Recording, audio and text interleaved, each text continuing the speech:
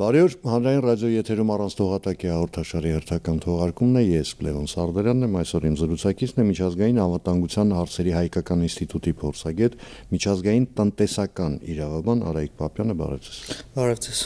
Պարոն Պապյան, դեռ այսպես թեժ չեն այդ քննարկումները, այսինքն զուտ քաղաքական դաշտում է քննարկումը գնում, այ տեսեք, ձեր արածների պատճառով հեսա Ռուսաստան այսպես կանի, այնպես կանի, բայց օրինակ երեք, եթե չեմ սխալվում, հայկական խորհրդի վերլուծական կենտրոնի ղեկավար Արեգ Քոչնյանը լրատվամիջոցներից մեկին տված հարցազրույցում պնդում է, որ անկախ ամեն ինչից, անկախ նրանից, թե Ռուսաստանի հետ հարաբերությունները պայմանականորեն կարգավորվեն թե կմնան նույն մակարդակի վրա, մենք պետք է հիմիկվանից արդեն պատրաստվենք նրան, որ փետրվարից Հայաստանի համար գազը թանկանալու է։ Նախ տնտեսական իմաստով ինչի է դա հանգեցնելու, եթե գազը թանկանում է, եթե գնում ենք այդ դրամաբանությամբ։ Գազը թանկանալու դեպքում դա իր լուրջ ազդեցություն է ունենալու տնտեսության վրա, քանի որ կան արտադրություններ, տարբեր տեսակի արտադրություններ, որ իրենց արտադրական process-ում օգտագործում են գազը եւ դա իրանց համար խիստ անհրաժեշտ է եւ դրան փոխարինող այլ բան չունեն եւ բնականաբար դա կարող է բերել ապրանքների մասով գնաճի եւ այլ հետևանքներ եւ տնտեսական հետևանքը կարող է լինել բավականին էական եւ այսքան այդ մասով։ Հիմա տեսեք, լավ, գազը թանկանում է, հասկանալի, որ ինքը շղթայաբար իր հետ բերելու է որոշ ապրանքատեսակների ծառայությունների թանկացման, դա հասկանալի է։ Բայց այստեղ տեսեք, մեր մոտ գազի գնագոյացման հետ կապված խնդիր կա։ Երբ օրինակ Ռուսաստանից ասում են, գիտեք ինչ կա, դուք արտոնյալ պայմաններով գազ եք ձեռք բերում մեզնից, Ռուսաստանից, պետք է շնորհակալ լինեք դրան։ Իրականում բայց ստացվում է, որ երբ գնագոյացման ներողություն, գազի գնագոյացման երկրորդ կոմպոնենտը երբ գումարում ենք, այդ իրենց ասած $177, որը մենք սահմանի վրա ունենք, դառնում է մոտավորապես միջին եվրոպական պատկեր, այսինքն ես եւ դուք, Հայաստանի Հանրապետության ցանկացած շարքային քաղաքացի, գազը Գազպրոմ Արմենիայից արդեն գնում է $380, այսինքն հիմա եթե արդեն որպես իրավաբան եմ հարցնում, հիմա ասենք փետրվարին Ռուսաստանը ասեց, գիտեք ինչ կա, $177 ձեր համար շատ էժան է, եկեք հասկանանք ինչ գին է լինելու, ասենք պայմանական որոշում է $380, պայմանական եմ ասում։ Հիմա այդ դեպքում Գազպրոմ Արմենիայի մարժան ինչքան պիտի լինի, որովհետև այս դեպքում կրկնակիից ավել է։ Դեռ սպասարկման գումարը իմիջիալով չեն քաշում, չգիտեմ ինչի գազի գնագոյացման մեջ սպասարկման գումարը որևէ մեկը չգիտես ինչու մոռանում են կամ բոլորը մոռանում են, որ այնտեղ ուրիշ փող էլ կա, փողիկներ։ Հա, հիմա այդ գնագոյացումը ինչպես պիտի լինի։ Բնականաբար թե սահմանին գինը ավելացվում է, ենթադրաբար շարունակությունը այն է լինելու, որ սահմանից այն կողմ նույնպես գինը բարձրանալու է եւ իրենք ապահովել են որոշակի իրենց շահույթի այսպես ասած մարժան, բայց թե որքանով Հայաստանում տնտեսվարողներին, թե քաղաքացիներին այդ իրենց ընդհանուր գումարը, որի մեջ մտնում է մարժան, տնտեսապես կամ իրենց կարիքները հոգալու համար նպատակահարմար կլինի, դա արդեն մեծ կասկածի տակ է, այստեղ կա խնդիր, այս Ռուսաստանի շուրջ բոլոր Ռուսաստանի եւ Հայաստանի շուրջ տեղի ունեցող բոլոր զարգացումները ծավալվում են քրիտիկական ենթակառուցվածքների շուրջ եւ այդ քրիտիկական ենթակառուցվածքները որոշ դեպքերում սեփականությամբ պատկանում են ռուսական ընկերություններին, պետական ձեռնարկություններին, որոշ դեպքերում հանձնված են կոնցեսիոն կառավարման եւ այստեղ կարևոր է որպես այդ քրիտիկական ենթակառուցվածքները, որոնք առկա են, դրանք պետք է գտնվեն Հայաստանի Հանրապետության ձեռքում, որպեսզի հնարավոր լինի այդ գնագոյացման հետ կապված որոշակի հարցեր կարգավորել, թե չէ ներկրում ենք, տեղաբաշխում ենք եւ այլ ինչ գործողություններ են, բոլոր ենթակառուցվածքները գտնվում են մեկ պետության ձեռքում եւ քանի որ Հայաստանի տնտեսական հարաբերությունները խորացված էր բացառապես Ռուսաստանի շուրջ տասնյակ տարիներ շարունակ այլ երկրների հետ նույնիսկ եւ թե օրակարգ է չկար ձևավորված տնտեսական համագործակցություն Հայաստան չի ձևավորել ալտերնատիվ տարբերակներ եւ այդ ալտերնատիվ տարբերակները աշխատանքի մեջ չի կարող համդնել մրցակցային շոր իրավիճակ առաջացնել եւ այդ պատճառով իրենք ունեն որոշակի այսպես ասած ազատություն, բայց ամեն դեպքում որքան որ ես տեղյակ եմ այդ գազի եւ այլ սակագների հետ կապված այդ հարցը գտնվում է հանրային ծառայությունների կարգավորող հանձնաժողովի տիրույթում եւ այնտեղ որոշակի գործընթացներ պետք է տեղի ունենան մինչեւ այդ ամենը ուժի մեջ մտնի։ Տեսեք, եթե նույնիսկ այս գազի գնի շուրջ ինչ որ բանակցություններ չեն սկսել, այս մնացել է 6-7 ամիս եւ սա բավականին կարճ 5 ամիս է մնացել եւ սա բավականին կարճ ժամանակ ինչ որ պայմանավորվածություն պայմանավորվածությունների ձեռք բերելու համար, քանի որ կա կոնֆլիկտային ինչ որ իրավիճակ հարաբերությունների մեջ կա սրացումներ եւ այստեղ կա երկու տարբերակ կամ այդ 5 ամիս անցնելու եւ գինը էականորեն բարձրացնելու առաջարկ են ներկայացնել, այս դեպքում Հայաստանն արդեն պետք է մտածի ալտերնատիվ տարբերակների մասին, եթե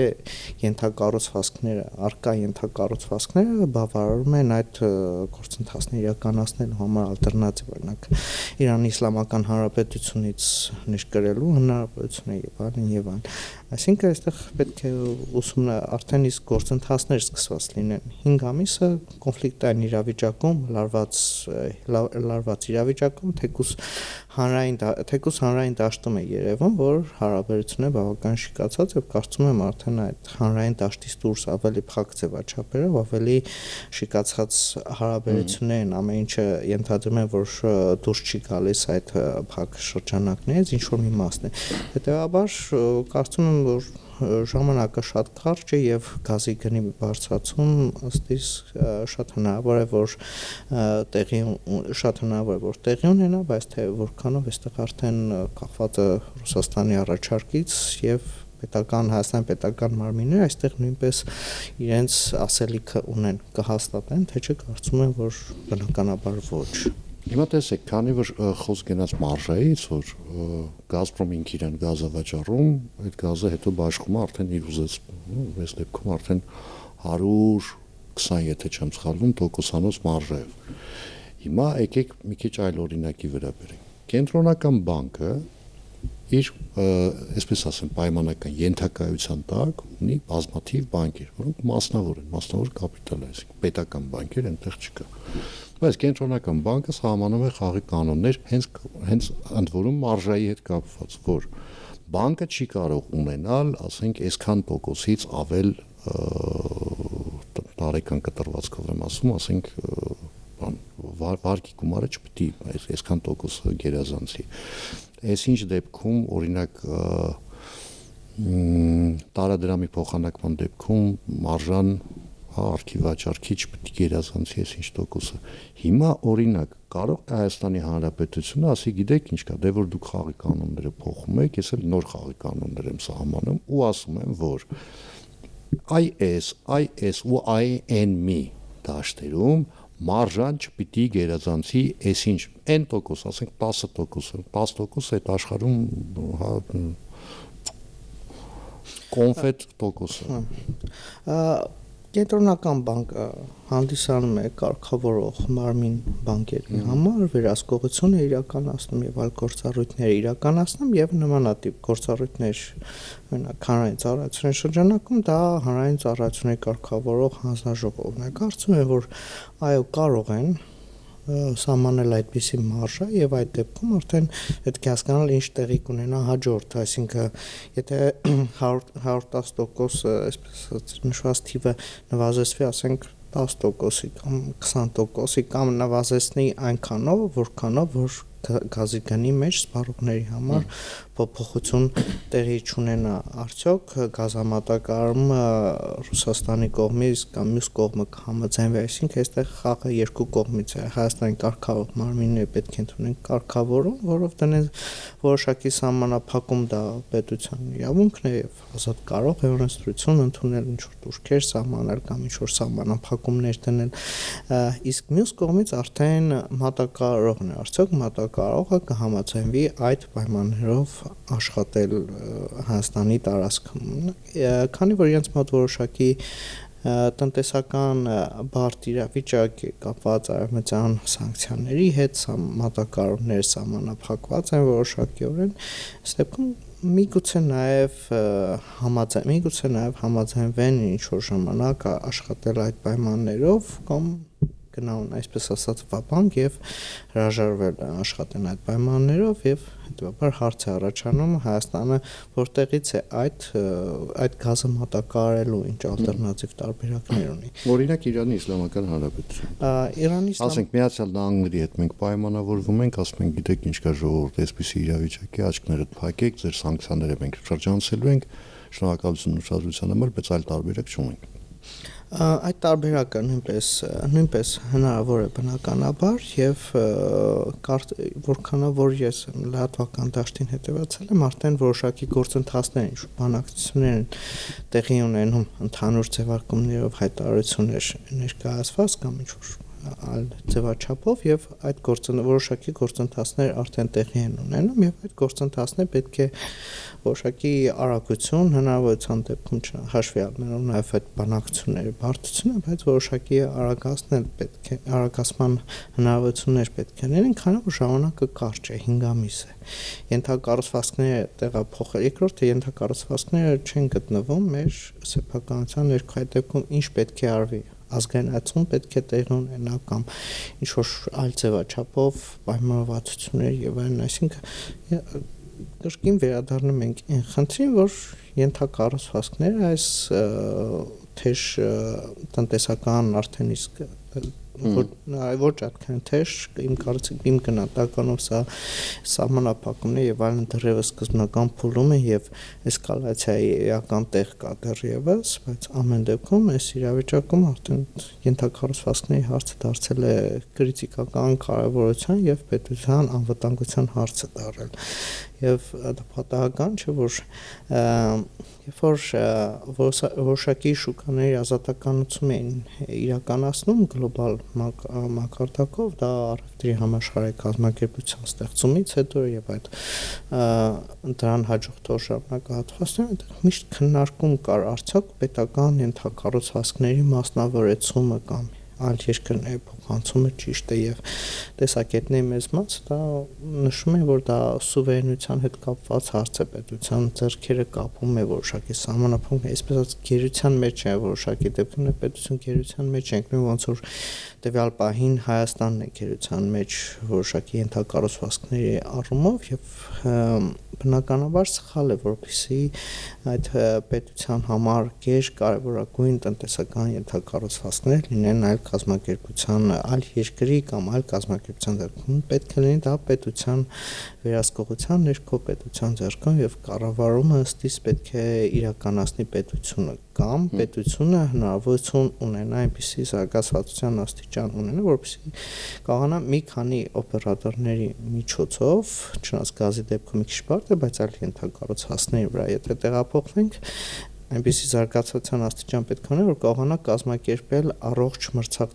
մրցակցություն եւ մի քանի կազմակերպ օրինակ երկաթուղի մասը մի քանի կազմակերպություններ օպերատորություն իրականացնեն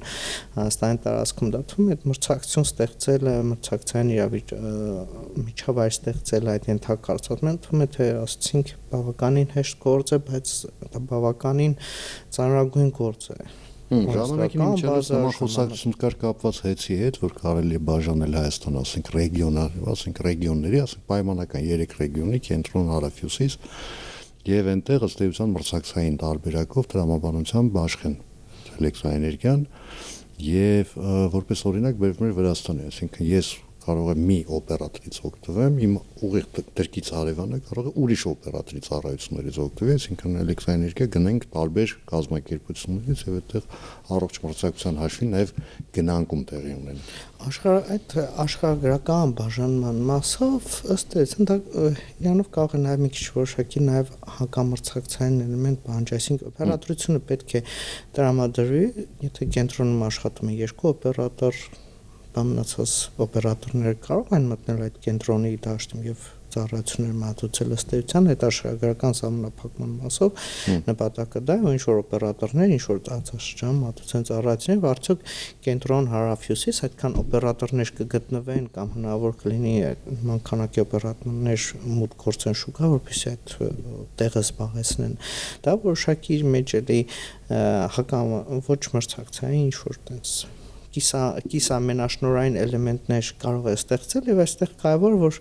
օպերատորը ոչ թե բաժանեն ըստ աշխարհագրական դիրքերին, այլ բաժանեն ըստ կարողությունների։ Լավ, այդ տեսական խուսակցությունները հիմա մի քիչ ավելի գործնական թեմաներով շարունակ ենք զրուցել, տեսեք, հիմա պատկերացնենք իրավիճակ, հունվարի փետրվարից ներողություն, ռուսական կողմը գազը N%-ով ավելացնում է գազի գինը Հայաստանին վաճառվող։ Հայաստանը ասում է, որ այդպես է, ես մարժայի հարցում սահմանում եմ սեփական կանոնները, դու այսքան տոկոսից ավել,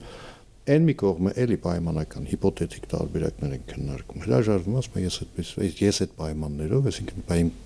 կոպիտ ասած իմ քյարը որն է, որ ես քեզ էլի մի քիչ ավելի էժան եմ տալի, ես պիտի այդ փողը ներսից անեմ, այսինքն բնակչությունից պիտի քերվի այդ գումարը։ Հայաստանը ասում է, չէ, այսինքն եկանք մի կետի, որ կողմերից մեկը արդեն գնում է սաբոտաժի։ Այսինքն չեմ մատակարարի կամ այս պայմաններով ես անում ոնց որ եղել է նախկինում կամ ընդհանրապես չեմ տալիս։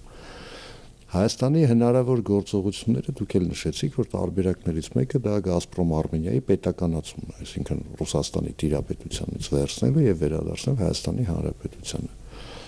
Դա նախ որքանով իրատեսական սցենար կարող է լինել մեկ, երկրորդը ինչ հետևանքներ դա կարող է ունենալ արդեն միջազգային տնտեսական իրավունքի տեսանկյունից։ Այդտեղ այդ իրավիճակում կարող են լինել մի քանի տարբերակներ։ Ամենածախսատար տարբերակներից մեկը, որ այն ինչքանով որ բարձրացնում է պետությունը սուբսիդավորում է այդ գազիկին, բայց դա մեր պետության վրա կլինի բավականին մեծ բեռ։ Երկրորդ տարբերակը իրականացնել ազգայնացումը եւ այդ ազգայնացման հետևանքով կարող է առաջանալ միջազգային վեճ։ Դա միջազգային արբիտրաժ, Գազպրոմը կարող է դիմել միջազգային արբիտրաժի եւ պահանջել վնասների հատուցում եւ այդ ազգայնացման, այսպես ասած, օրինական ազգայնացման պահանջներից մեկն է, որ ազգայնացված ենթակագույքի սեփականատիրոջը պետք է վճարվի արդար համաչափ փոխհատուցում եւ այստեղ արդեն վեճը գնալու է այդ արդար արդյոք ազգայնացումը դա այսպես ասած եթե օֆիցիալ ընդունենք որ ազգայնացում է իրականացում դա օրենքի ընդունելու միջոցով եւ այստեղ հիմնական խոսակցությունը գնալու է թե ինչ գումարի փոխհատուցման է ենթակա օտարերկրյա ներդրողը դա կարող է կրկին ունենալ բավականին մեծ տնտեսական բեռ Հայաստանի բյուջեի վրա, բայց հետևանքները օրինակի համար եթե գազը չլինի կամ բարձր գնով Հայաստանի կառավարությունը սուբսիդավորի այդ գազի գումարը պետք է տնտեսական հաշվարկ իրականացվի որն է ձեռնտու տարբերակ, որի դեպքում Հայաստանը ինչ է կորցնում եւ ինչ է շահում, շահելու առումով մի քիչ կասկածում եմ, որ ֆինանսապես որ Հայաստանը ըստ էության այս իրավիճակին, այսինքն այն իրավիճակին, որ ստեղծվեց 2000-ականներին եւ 2010-ական թվականներին գերի է դարել, այսինքն ըստ էության դա բառացիորեն մենք գերի ենք դարել, հա։ Այսինքն պետք է փրկագին վճարենք, որ ազատվենք այդ գերից։ Բառացիորեն գերի ենք, քանի որ մեր բոլոր քրիտիկական ենթակառուցվածքները, գրեթե բոլոր քրիտիկական ենթակառուցվածքները գտնվում են Ռուսաստանի պետական ձեռնարկությունների վերահսկողության ներքո կամ սեփականության ներքո եւ խոսք է գնում ինչ որ փոփոխությունների Հայաստանը նոր համաձայնագրեր է կնքել Միացյալ Նահանգների հետ այդ տրիպի շրջանակներում որոշակի ապրանքաշրջանառություն, որոշակի ենթակառուցվածքների ստեղծման անհրաժեշտություն կա, որպեսզի այդ կառուցվածքը աշխատի եւ քանի որ այդ կառուցվածքը հակասում է Ռուսաստանի շահերին, տարածաշրջան է մոտ գործում այլ երկիր իր որոշակի խաղի կանոններով իրենք քաղաքական նպատակներով սաբոտաժ են անում եւ որ Հայաստանը որոշակի գերության մեջ է եթե չի կարողանում իր ցանկությամբ առանց որևէ ֆինանսական հետևանքների առանց դժուժուտուկանքների առանց միջազգային վեճերի որոշակի ինչ որ գործողություններ իրականացնի որպեսզի իր պետական շահերը իր պետական շահերով արդեն որոշակի ենթակառուցվածքներ ստեղծի, չի կարողանում, սահմանափակում է դրած։ Այստեղ այլ օպերատոր, այնտեղ Գազպրոմ է, այնտեղ մեկ այլ օպերատոր է, որևէ գործողություն չի կարող իրականացվի։ Եվ սա երկրի անկախության համար, տնտեսական անկախության համար բավականին լուրջ խնդիր է։ Երկրի որոշակի, այսպես իդեալական տնտեսական անկախություն երբևիցե չի եղնում, աշխարհը գնացել է գլոբալիզացիա, տեղի ունեցել տարբեր տեսակի ինտեգրացիոն գործընթացներ, նույն Եվրասիական տնտեսական միությունն նույնպես ինտեգրացիոն գործընթաց է, իդեալական այսպես անկախություն գոյություն չունի, Եվրոպական միությունն էլ ինտեգրացիոն գործընթաց, բայց ամբողջ աշխարհում երբ դուք ասում եք, որ գնացել են գլոբալիզացիա, այնտեղ բիզնեսի կանոններն են ստոկվել գործում, այստեղ կաբալի կանոններ։ Այո, այստեղ գերության կանոններն են, գերի ասենք եւ եթե ինչ-որ գործողություններ ցանկանաս իրականացնել, որը հակասում է մեր շահերին, կունենաս որոշակի ֆինանսական հետևանքներ, քաղաքական հետևանքներ եւ դա ամենաբացահայտ ռիսկն է, որ գոյություն ունի, ամենաբացահայտ ռիսկն է, որ գոյություն ունի, երբ որ քրիտիկական ենթակառուցվածքները հասնում են այլ երկրի։ Հիմա երկրորդ խնդիրն էլ մենք ունենք, էլի ժամանակի հետ կապված խնդրեմ կա, այդ մասին խոսեց նաև երեքշաբթի առաջի օրը վարչապետ Նիկոլ Փաշինյանը խոսք վերաբերում է երկաթգծին, որը էլի Ռուսաստանի կառավարման ներքո է, բարեբախտաբար սեփականություն չի, կառավարման կոնցեսիոն պայմանագրի մասին է խոսքը, բայց այն ինչ Հայաստանի համար կենսական նշանակություն ունի այս պահին արդեն, ընդ որում ոչ միայն կենսական, լավ աշխարհաքաղաքական կարևորություն ունի, այդ թվում նաև Հայաստանի տեղի եւ դիրքի իմաստով, խոսքը վերաբերում է այդ Ախուրիկ Կարս եւ Իջևան Ղազախ, հատվածների վերականգնմանը, վերականգնմանը ռուսական կողմն է։ Անընդհատ ես հիանում եմ իհարկե իրենցով, որտեղ միակ դեպքն է, երբ ուղիղ տեքստով ասում են մեզ սա պետք է, ընդհանրապես արձագանք չկա, չեն ասում եկեք քննարկենք, մի հատ հասկանանք, ծախսերը ով է քաշում, մենք ենք անում, դուք եք անում, եւ ընդհանրապես որևէ տեսակի այդպիսի տպավորություն, ոնց որ ռուսերեն մի արտահայտություն կա գարոխը մապսցենկու, հա, բացարձակ ոչ մի տեսակի արձագանք չի լինում։ Հիմա այստեղ, բայց գոնե կոնցեսիայի հետ գործ ունենք։ Հիմա Հայաստանը ասում է եղբայրաբար, եկեք նստենք, խոսենք, հասկանանք, կամ գնում եք ուղղակի, կամ եկեք պայմանավորվենք, կընտրենք մի երկիր, որի հետ ոչ մենք խնդիր ունենք, ոչ դուք ունեք խնդիր, տանք կոնցեսիոն կառավարում իրար, չգիտեմ, 2 կոպեկ էլ ձեզ կտանք այդ արանքում, գնացեք ձեր գործերը զբաղվեք, մենք էլ մեր։ Չեն ուզում, ինչ ենք անում։ Այդ դեպքում էլի կրկին, եթե տարբերակն այլ տարբերակ չկա, կամ այդ նախագիծը կյանքի չի կոչվելու այդ ենթակառուցվածքների բացակայության պատճառով, ինչը բնականաբար մեր Հայաստանի շահերից չի բխում, կամ պետք է պայմանագրեր ինչ-որ դադարեցում տեղ ունենա։ Այդպես չի կարող լինել, որ երրորդ պետությունը ինչ-որ տասնյակ տարիներ առաջ կնքված պայմանագրի հիման վրա թույլ չտա, որպեսզի Հայաստանը իրականացնի իր տնտեսական շահերից բխող գործողությունները։ Այդ դեպքում մենք բնականաբար Հայաստանը իրավունք ունի ձեռնարկել գործողություններ եւ այդ գործողությունը բնականաբար ազգայնացումն է։ Երկու տարբերակն է բավականին, այսպես ասած, adekvat տարբերակներ են, կամ ձեր ցանկացած երկրի օպերատորը, կամ եկեք այդ գործընթացները իրականացնենք, չեն ուզում, ինչ տարբերակ ունի Հայաստանի Հանրապետությունը եւ ինչու են մեղադրում, ես լսել եմ, որ բավականին կոշտ մեղադրական հայտարարություն, ինչու են մեղադրում Հայաստան բոլոր տարբերակները աշխատող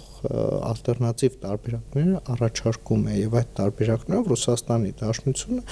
տարածաշրջանում նույնպես պահպանում է իր որոշակի իր դիրքերը դիրքերը, չնայած իրենք Ռուսաստանի Դաշնությունը սովոր է, որ այդ դիրքերը լինեն մենաշնորհային ինքը ցանկացած հարցով ամեն ինչ կամ ոչինչ տարբերակով, հիմա ժամանակները փոխվել են։ Ամեն ինչ կամ ոչինչ տարբերակները չեն աշխատում։ Քանի որ մենք տեսել ենք, որ Հայաստանն էլ էր ամեն ինչ Ռուսաստանի Դաշնությանը, ոչինչ որևէ այլ երկրներին սուպեր լիբերալիզմ, ուլտրալիբերալիզմ է Ռուսաստանի Դաշնության ուղղությամբ, սուպեր պրոտեկցիոնիզմ էր մնացած այլ երկրների ուղղությամբ են արդարացնում, քան իրենք իրենց։ Այո։ արդյունքում ինչ ստացանք, դա հապկի պատմությունն էր, որի դեպքում որևէ նույնիսկ նորմալ պայմանագրային adekvat արձագանք չեղավ։ Այստեղ գալիս է հարց, թե այդ կնքված պայմանագրերի շրջանակներում Ռուսաստանը որքան է իր պայմանագրաունակ իր պարտավորությունը որքանով է հարգում եւ որքանով հուսալի գործընկեր կարող է հանդիսանալ Հայաստանի համար նախկինում վասալային, այսպես ասած, վասալային հարաբերություններ, հիմա երբ որ փորձում ես այդ մի քիչ այդ վասալային հարաբերությունները տեղափոխել գործընկերության իրենց մոտ որոշակի, այսպես ասած, անակնկալի եկած կամ ինչ-որ ռեակցիաներ են առաջանում, չի լինի այդպես, որ ենթակառուցվածքները գտնում եք քո ձեռքում եւ դու երրորդ երկիր ես եւ արգել ես, որպեսզի արգելանքներ ստեղծես, այսպես տնտեսական դիվերսիաներ իրականացնես, որպեսզի այդ պետության քրիտիկական շահերին համար էական նախագծերը չիրականացվեն։ Դա բխում է Հայաստանի պետության քաղաքացիների շահերից, այդ նախագծը իրագործում է եւ Հայաստանի քաղաքացիների շահերից բխում է նաեւ Ռուսաստանի հետ բնականon հարաբերությունները պահպանելը, քանի որ երկար ժամկետ որ հարաբերություններն են ամեն դեպքում պետք չէ հարաբերությունները, այսպես ասած, վերջնական փչացնել, բայց ամեն դեպքում պետք է նաեւ թույլ տա, որպեսզի մեր քրիտիկական կարևոր նախագծերը տեղի չունենան իրենց քաղաքական շահերից ելնելով։ Պայմանագրունակության մասին երևի ամենալավ այսպես ռեմարկ որպես Բիսմարկներ, եթե չեմ սխալվում, ասել, որ Ռուսաստանի ստորագրությունը ավելի էժան արժի, քան այն թուղթը, որի վրա այդ ստորագրությունը դրված է։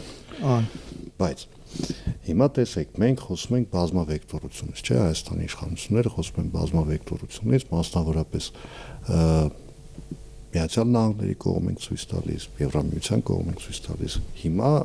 ամենադեպս այն պրոգնոզը, այսպես ասեմ, որ դուք տվեցիք, ինքը բավական մռայլ է։ Եթեների այդ շարքը, եթե տեղի ունենա։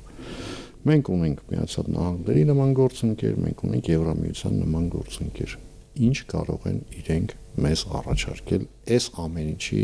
համապատկերում։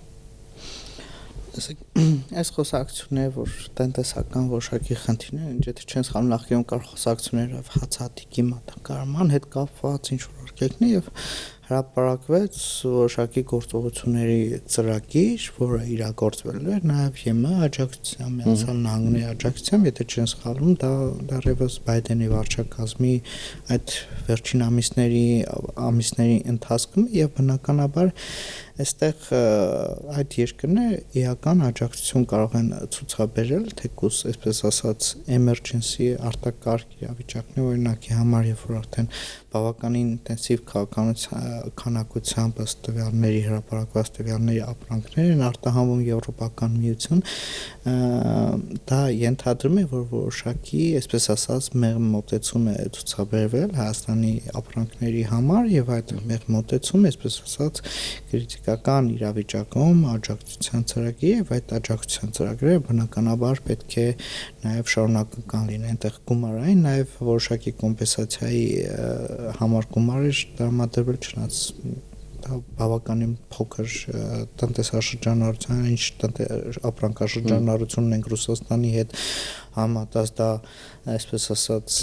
չնչին է, մասով ենք փակում, այսինքն ինչքան հնարավոր կորցված եկամուտները փակեցինք այդ ձևով, այսինքն չտուժեցին մարդիկ։ Բայց այդ իրավիճակում բնականաբար աջակցության ծրագրեր պետք է նստեն, մշակվեն այդ երկրների հետ եւ կարծում եմ հաշվի առնելով այս տարածաշրջանում տեղի ունեցող փոփոխությունները այդ երկրները բավականին մեծ հետաքրքրություն կունենան, որպեսզի իրենց դիրքերը ամրապնդեն այստեղ, բայց Ռուսաստանի կողմից այստեղ մեծ սխալ է, երբ որ այդ գործընթացները իրականացվում է առանց այդ հայ հասարակության մեջ կա էական բացական տրամադրվածություն իրենց պատկերացման, երբ որ այդ սահմանափակումները դնում են իրենք հանրությանը ուղղում են նրան, որպեսզի դժգոհություն առաջացնեն Հայաստանի պետական մարմինների գործող իշխանությունների նկատմամբ, բայց այդ դժգոհությունը բնականաբար կարող է շատ չնչին մասով առաջանա, բայց այդ դժգոհության մեծ մասը ուղղվում է դեպի իրենց։ Եթե Ռուսաստանի Դաշնությունը որոշել է վերջնականապես վերացնել հայ հասարակության հետ, հայ Հայաստան քաղաքացիների հետ իր հետ ունեցած այդ վերջին բարեդրացական հարաբերությունը այդ մասը արդեն դա մեծ խնդիր է։ Այստեղ քաղաքացիների մասը որոշ է Հայաստանում բոլորը իրենց բավականին շատ լավ, շատ հարգված, շատ ընդունված են, բայց Ռուսաստանի իշխանությունների նկատմամբ այդ դեպքում տրամադրվածությունը կարծում եմ շատ ավելի կավելանան, քան Հայաստանի ընդդեմ Հայաստանի իշխանությունների։